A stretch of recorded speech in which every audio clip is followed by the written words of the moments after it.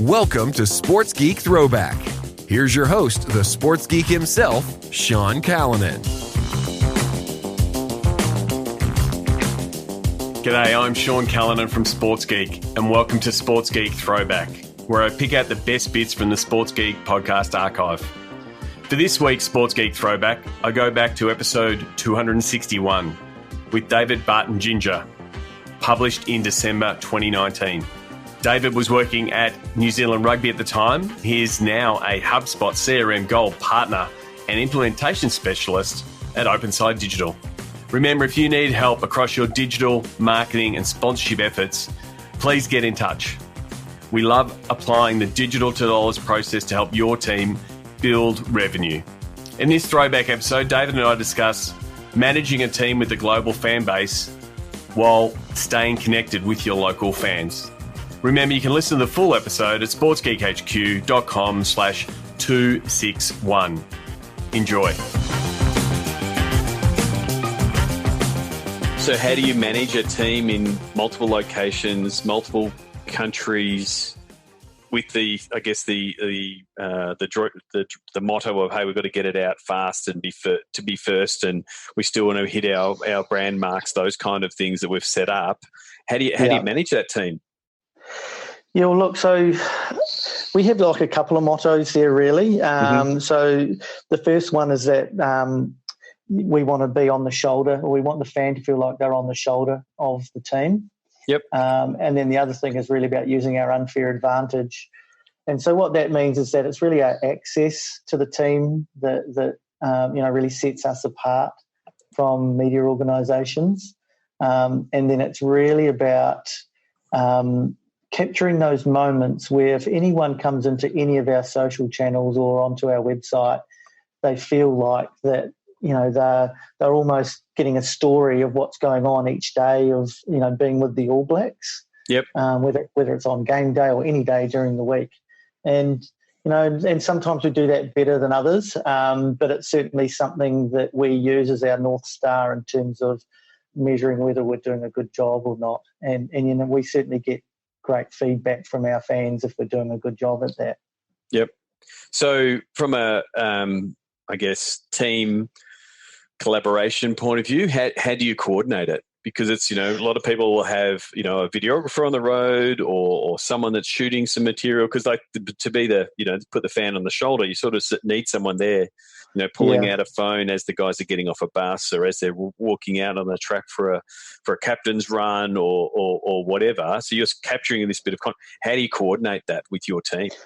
Yeah, look, and it's a lot easier now than what it was. So what we tend to do now is WhatsApp is a really, a well-used piece of kit that we use now. So instead of our people on the ground having to capture it and edit it, what tends to happen a lot now is we have an editing team back in the office, and and those people who are capturing it can just WhatsApp that content straight back to the office, and they're the ones there that can just put it straight up onto our social media channels. So that makes things a lot quicker and a hell of a lot more coordinated. In particular, those tournaments where it is in Japan or the tournament is in England, it just makes things so much easier. So WhatsApp, and then we have another one that we use called editmate.com, and that allows us to get a whole bunch of content, or user-generated content, to come in and for us to edit it here as well. And the bonus of that one is that unlike WhatsApp, with EditMate you don't lose any of the quality, so you still get a HD quality video that you can pretty much use on any platform that you want. Okay, because if they're sending it via WhatsApp, it can get compressed and those kind of things getting sent back. Okay. Yeah. And so it's just a bit of a coordination of that to effectively set those roles of, you're someone that's capturing the content. We just want you to capture it. We're not stressed about you capturing it, cutting it up, figuring out how to phrase the tweet or the Instagram and those kind of things. It was all just getting sent back to effectively a control center in New Zealand. Yeah. So in between, say, 8 a.m. and 10 p.m. New Zealand time, they would do that. outside of those hours, they would know that they need to do that themselves. Okay. So just to give people a break back here.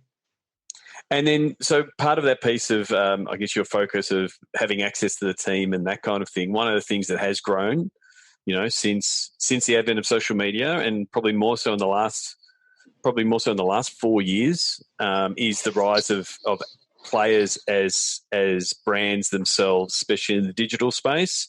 We've seen the rise of player-driven media and players being media channels in their own right. We see the reports of Cristiano Ronaldo getting nearly $1 million for an Instagram post.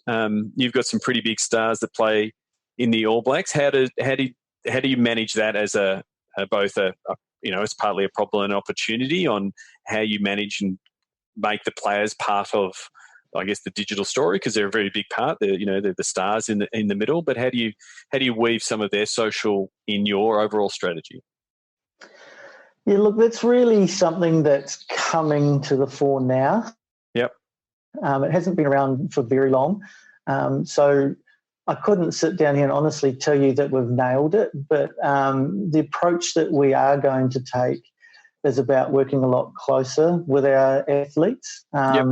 So, yes, while they have got big followings, none of them, match what we've got. And so I think we can have a relationship where we can work together and it benefits both us and the athlete. I think that's a really good, healthy relationship to have. I'm a big fan of helping athletes set themselves up while they're an All Black, for example, for life after being an All Black. So what we tend to try and do, or the ideas we come up with is around, outside of being a rugby player, what are your passions? Yep. And so we try and work on those and say, let's tell a story about, one of the players might be a hunter or a fisherman in his spare time. Let's do some episodes or episodic content around those. And so what will happen is after they're an All Black, they're setting themselves up to be picked up by a fishing show on TV or something like that. And we've done it with a couple of our guys who have gone on to be presenters on Sky TV, purely because of what they've done on allblacks.com.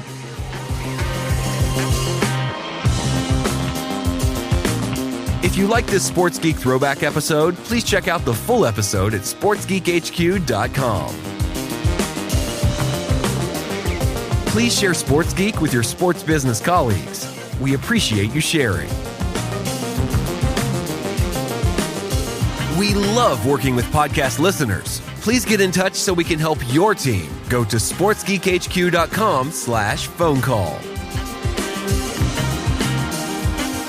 All Sports Geek episodes are available at sportsgeekhq.com and all podcast platforms.